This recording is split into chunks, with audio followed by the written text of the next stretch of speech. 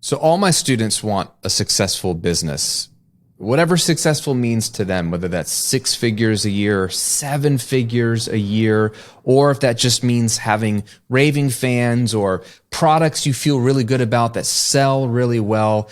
Whatever you define as success, that's what we're working towards every single day. And that's what I'm trying to help you with every single week on this show. But there is a critical key to success, the most important key to success that so many people fail to realize. It's probably not what you think. This is so important. I don't want you to miss it. We're going to unpack it and break down 5 ways to apply this key to your business, because I don't want you to show up and work hard and not get results. So let's unpack what the key to success is that most people aren't talking about.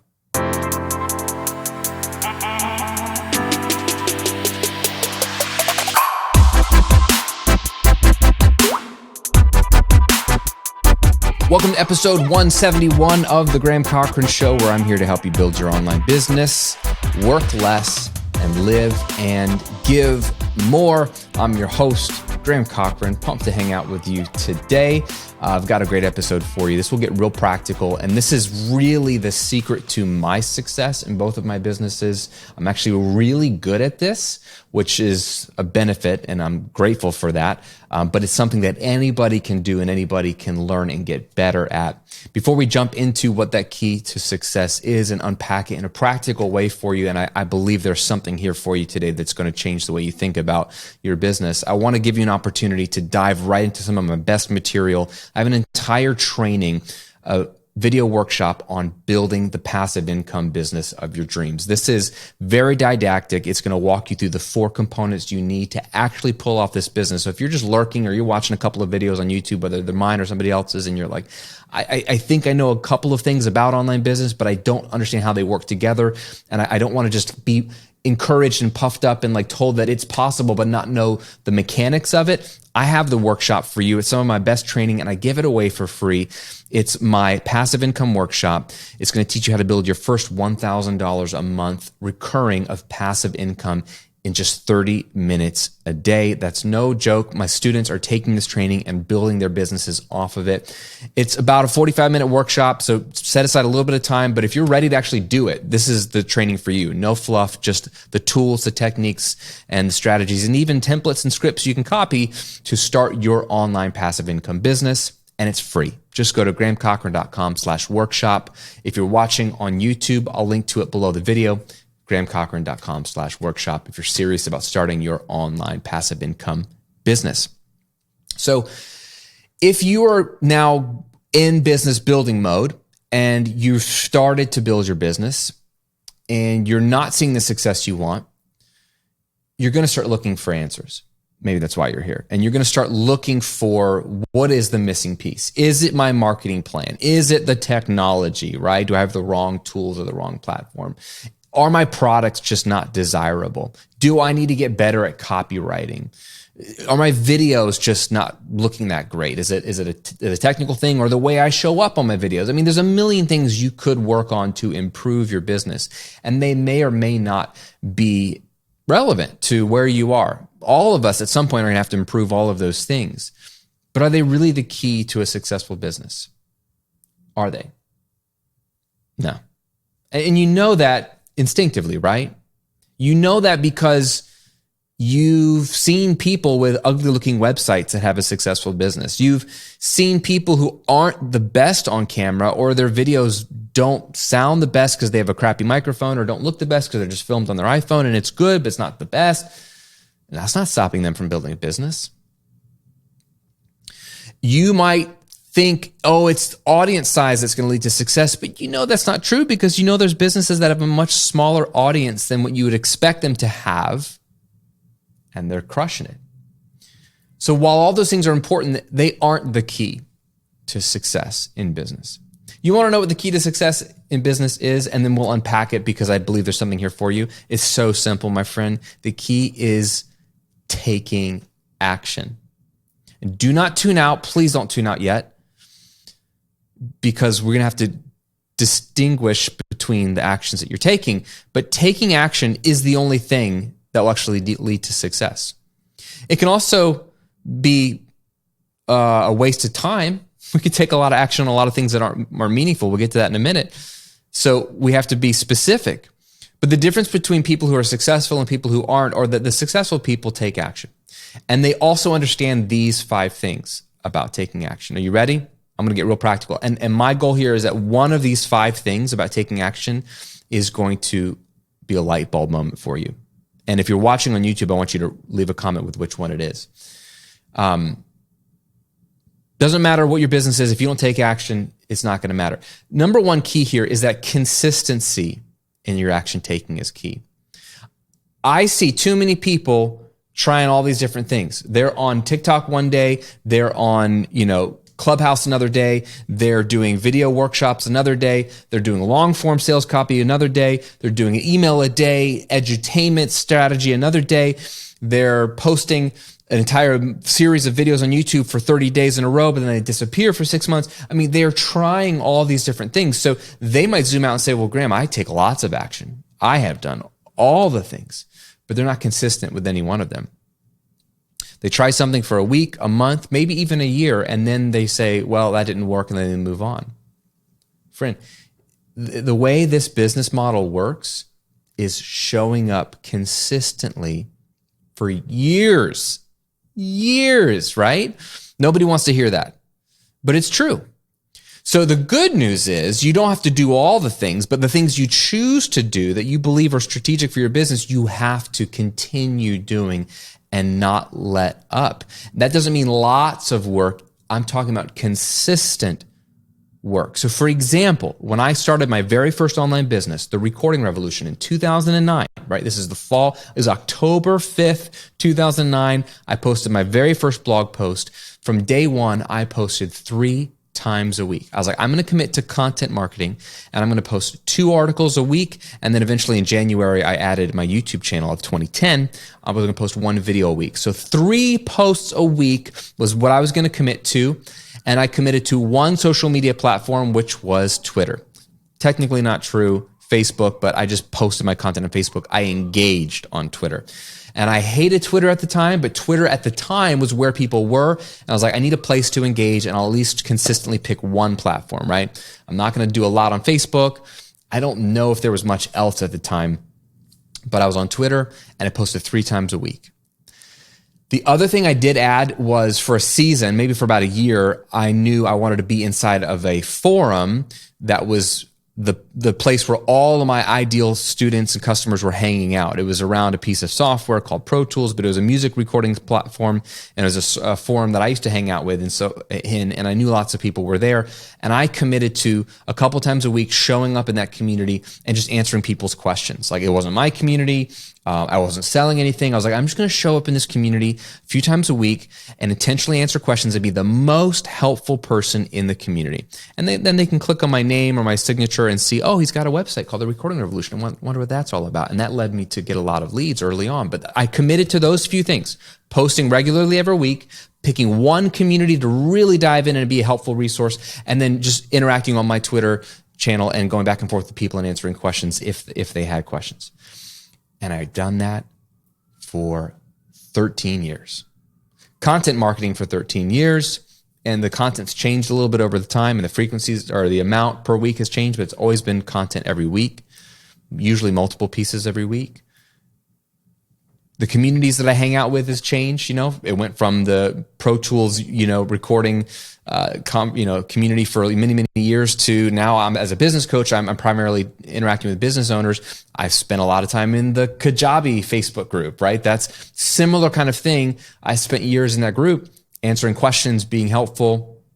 That's the kind of stuff. It's the same thing though. I've consistently showed up because anybody can show up, but the people that consistently show up get remembered. You build momentum, and momentum takes time. That's the thing with momentum theory is it's not doing anything more than you're doing. It's just the consistency over time. Eventually you hit these inflection points of people knowing about you, talking about you, and things working. So my first question just for you is, are you consistent with whatever strategy you've committed to?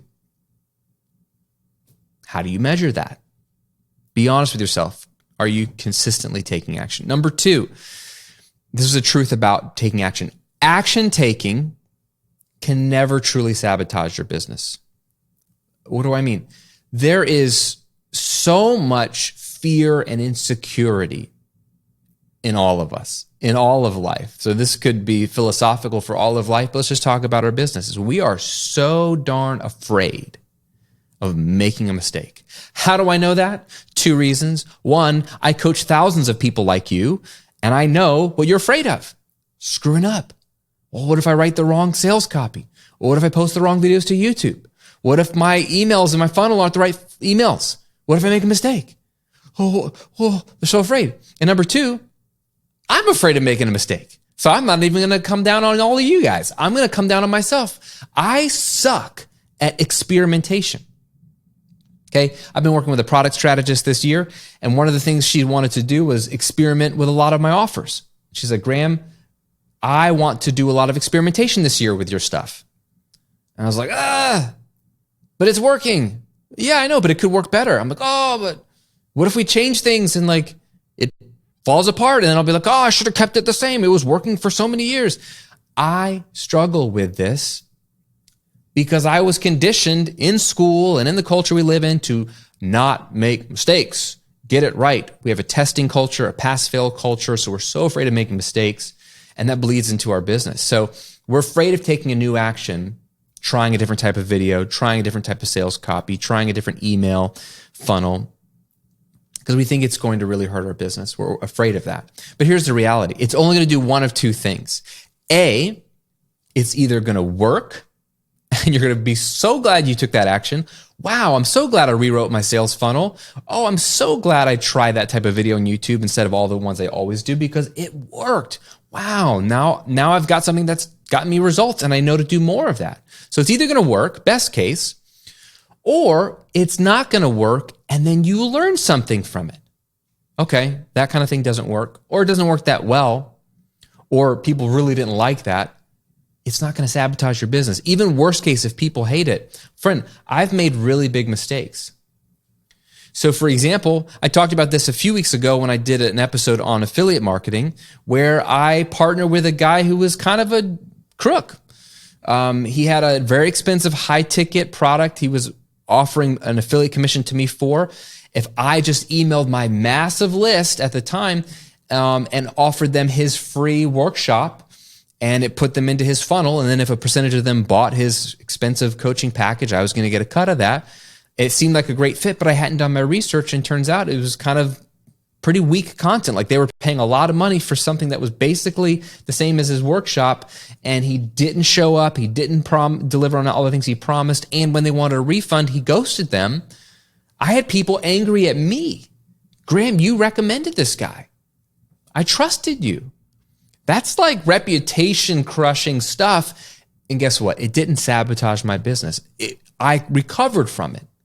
You recover from it by apologizing. I refunded people's money that wasn't even my money to refund. Like I just took care of people.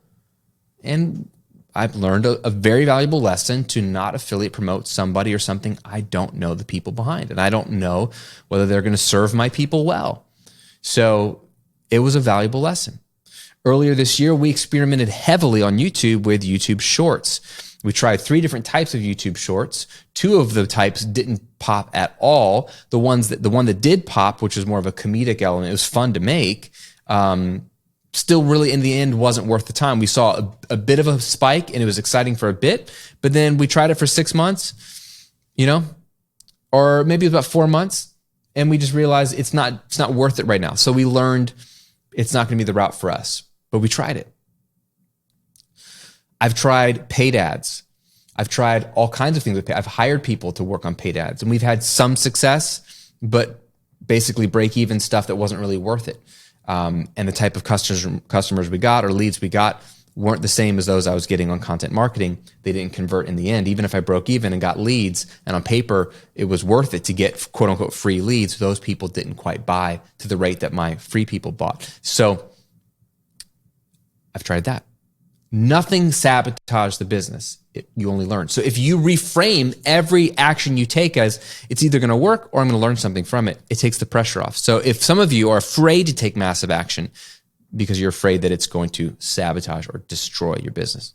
It's not going to do that. Number 3, when it comes to taking action in your business, I want you to educate yourself to know what the next step is and nothing more. I don't want you to bite off more than you can chew. Some of you, this is your problem. The reason you don't take action is because you're doing what? This. You're listening to this, you're watching this, and that's it. You're just scooping up, gorging yourself on courses, podcasts, YouTube videos, webinars, and you know so much information. You almost know too much information that you're too smart for your own good, and then you talk yourself out of taking action, or you're a perfectionist, whether you admit it or not, because you're waiting till you know the perfect way to do X, Y, and Z, or let me just take a few more courses on that subject or read just a few more books on that, and then I'll feel comfortable stepping out and writing that sales copy or making my first YouTube video or building my product, and you're just waiting. Friend, this is one area that I have benefited in, that I am, if you look at the books behind me, if you're watching on YouTube, right? I've read a lot of books in my life, but there's so many more I could read. I'm a master at reading a book, digesting it, and then applying everything I possibly can from that book and acting on as much as I possibly can over and over and over again.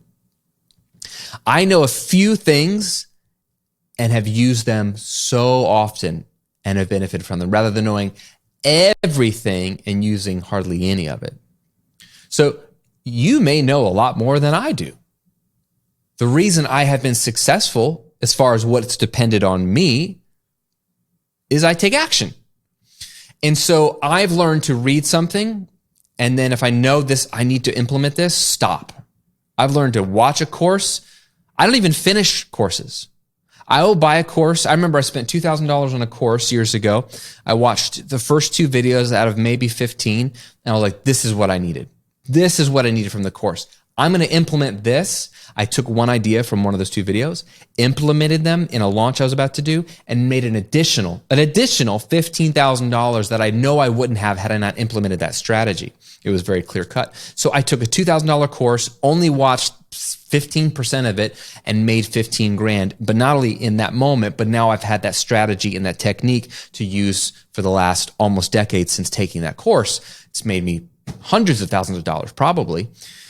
I don't know if I ever finished that course. I tend to want to be a finisher because I'm a guy that reads a book and I want to read the whole book, but I usually will stop and take massive action on the thing that I know I need to take action on. Maybe that's you. Maybe you are just gorging yourself. You're at the buffet of information, which we are living in the most buffet of times when it comes to information, where you're just a glutton. You struggle with information gluttony, and you are just shoving it down, and you have excess calories, information calories that are useless. And that's why you're taking on this extra weight and this information knowledge fat, right, on your body, metaphorically speaking, because it's useless calories. They're empty calories because you're not using them. You're not burning them. And so I'd rather you eat fewer information calories and use them, and then come back when you need more, and then come back when you need more, or need to learn something new, then use it. Number 4, some of you are letting your emotions, dictate your action taking. So part of doing business in general, and then in particular doing online business where it's very public, your writing at the very least is public, or your voice or your face or both are public if you have a video or podcast, part of it is just scary because you're putting yourself out there. I mean, it is scary.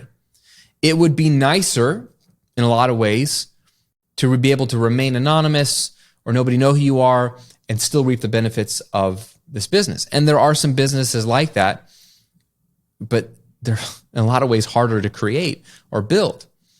And for better or for worse, being a public figure, even if it's only 1,000 people on the internet that know you, I mean, you can make a 6-figure income off only 1,000 people, by the way. Even if it's only 1,000, still 1,000 people watching what you do, listening to what you do, reading what you do. So the more things you try to do and need to do in your business, the more uncomfortable it's going to be, because by nature of what we're doing, we're stepping out of our comfort zone. Even for performers like me, I love to be on camera. I love to talk to people. I love to be in front of people. It's still pushing me outside of my comfort zone. It's scary. So the problem there is that then your emotions, your fears, what will people think of me? What if I make a fool of myself? What if I don't have an answer to a question? This is one reason why a lot of people, my students in particular, don't like doing lives where there's Q&A elements because, well, Graham, what if they ask me a question on the spot, live in front of people? I don't have the answer. It's a real fear. That kind of emotional weight can hold you back from taking action. Some of you, it's just your emotions that are holding you back. You know what action you need to take. You believe that taking those actions will lead to benefits, especially if you're consistent over time. But there's fears, insecurities, doubts, confusion, shame, guilt. I know of students who are afraid of their family members knowing too much personal information about them, or there's all kinds of fears, and that's going to hold you back from taking massive action. There's a lot of my students who won't go on YouTube. They want to, they know they should, or that it could greatly benefit them, but they're afraid of seeing the comments. It's a legitimate fear. Comments can be pretty brutal. People say some really, really hurtful things on YouTube, on the internet in general, but especially on YouTube. I feel like it's like, no offense to YouTubers or people who leave comments on YouTube videos, because I love watching videos, but people who leave comments on YouTube videos, the trolls, they're like the bottom feeders of trolls. Like, I feel like the YouTubers are the worst, the people that leave comments on YouTube videos, negative comments. It's inevitable. To see the good feedback, you have to see the bad.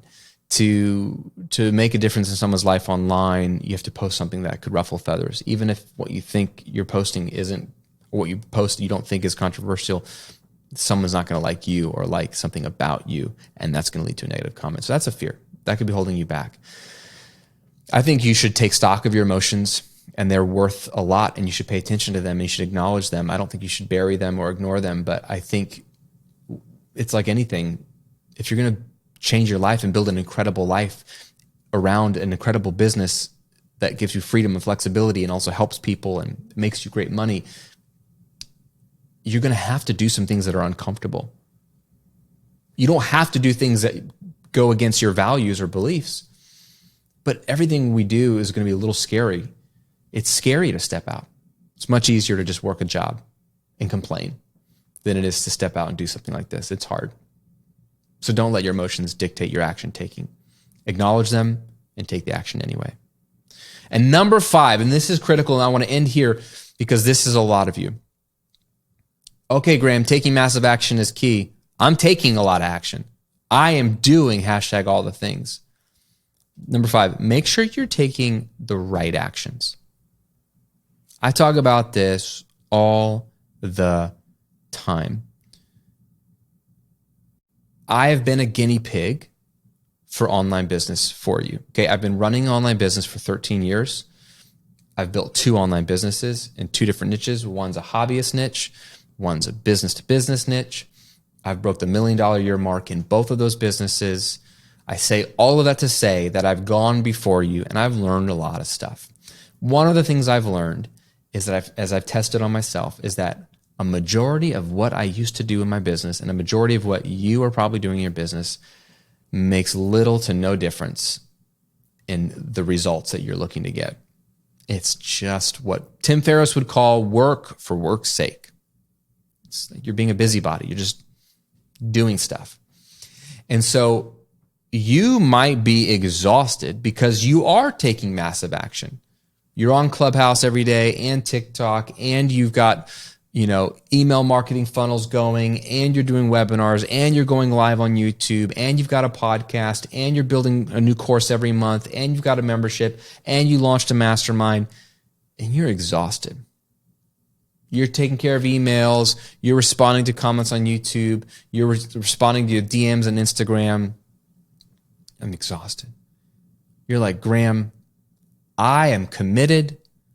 I've got educated. I'm doing all these things and I'm still not seeing results. And you're telling me that taking action is the key to success? Well, if that were true, I would be super successful and super rich now because I am taking massive action. And that's where I say to you, I'm sorry, but you have been taking action on the wrong things. And not only am I sorry, but I've got good news for you. You can stop doing 80% or more of the things you're doing, and you'll still get the same pathetic results. But you will at least free up 80% of your time to focus on the 20% of what you're doing, or maybe you need to be doing, that actually moves the needle forward. So you don't have to work that hard to make this business successful. I get asked this a lot because I've done some media and some press, and people are like, oh, and even in my book, oh, wow, okay, Graham, you only work 5 hours a week now, or your business only requires 5 hours of your time a week now. But surely when you started, you had to grind. Well, the answer is no. I've never worked more than 32 hours a week in my business, and it's part of my story, and I've told it before, but I won't go into details here. But two, the reason I worked 32 hours a week back then was because I didn't know any better. Like every year I've been like tentatively, because I struggle with this too, like tentatively stop posting to Twitter, stop engaging on Facebook, stop posting 3 times a week. Will that make a difference? Stop responding to YouTube comments. Stop opening up my email all day long. Stop checking email every day. Like I was like slowly like removing things to see if they made any difference, and realizing, oh my gosh, it doesn't make any difference. Tim Ferriss in the 4-Hour Work Week, which you should 100% read for the elimination section alone, like 20% of the book, that part of the book alone is worth the price of admission and can change your life. He really challenges our default thinking, which is the more I do, the more results I'll get. The reality is you'll only get results if you're doing the right things. And he really believes in, and I have become a testament to this, that Pareto's principle, this idea that 80% of your results are coming from 20% of your activities, and the other 20% of your results are coming from 80% of your activities. This lopsided nature reveals to us that most of what we do has a little effect. It might have some effect. It might actually help your business a little bit, but to take up 80% of your time, is it really worth it? So my friend, you need to do an 80-20 analysis. You need to take a good hard look at every task you do. I don't have time to go into it now, but here's the short Cliff Notes version. As soon as this episode's over, or pause this right now, write down on a piece of paper or a Google Doc everything you do in a day, week, or month for your business that you can think of, that you did in the last day, week, or month of your business. Just write them all down, bullet points, so you see it all and you go, oh my gosh, I do a lot. And then I want you to circle every single one of those that actually directly leads to money making in your business. That you can directly see a correlation to money making in your business. Circle those. Everything else is up for debate. You could just cut all those other things completely, or you could start to go through his framework of automate and delegate if just straight up eliminating isn't in the cards for you. So that's a short synopsis of it. There's more we could do if you really need to get better at delegating, because that could take things that directly lead to money making but don't require your face or voice or unique specific knowledge. Those could also be delegated as well. But my friend, at least stop and assess. What are you doing? Because the only reason I'm able to run my business in so few hours a week is not because I work faster than everybody else. It's because I just do less than everybody else. And I've learned that most of what people are doing doesn't make any difference, or not enough difference to be worth the time. So I can just do the few things that matter. And as you build momentum, your income can really skyrocket as you work less, but you can start working less now. You don't have to wait for your income to be up for you to work less. Just do the things that matter. So friend, it all comes down to action taking. Wishing you'll have a business doesn't make it true. Manifesting your business doesn't make it a reality. Having a vision board doesn't make it a reality. Being in a community and talking about it with others doesn't make it a reality. Some of those things might help you, but what makes it a reality is you taking action, and you taking the right action consistently. And that's what matters. So what I want you to do as we wrap up this episode, if you're listening to the podcast, answer this question for yourself. If you're watching on YouTube, leave me a comment below. Which of those 5 keys to action taking was your light bulb moment? Is it being consistent? Is it realizing that every action you take is either going to work or just be a learning opportunity? It's not going to sabotage you. Is it that you need to take smaller bites of education and just act more on what you do know instead of gorging yourself at the buffet of information? Is it that you need to stop letting your emotions prohibit you from taking action? Or is it that you need to start taking the right actions and eliminating all the wasted actions? Which one resonated with you the most? Leave a comment below. And if you're ready to take an action step that could actually make a difference in your business, take my free workshop, my passive income workshop. It'll give you everything you know to launch your business and make your first $1,000 online passively. Okay, that's free. It's right below, or grahamcochran.com/workshop. Have an amazing day. It's good to see you. Thanks for hanging out with me today. I'll see you in another episode real soon.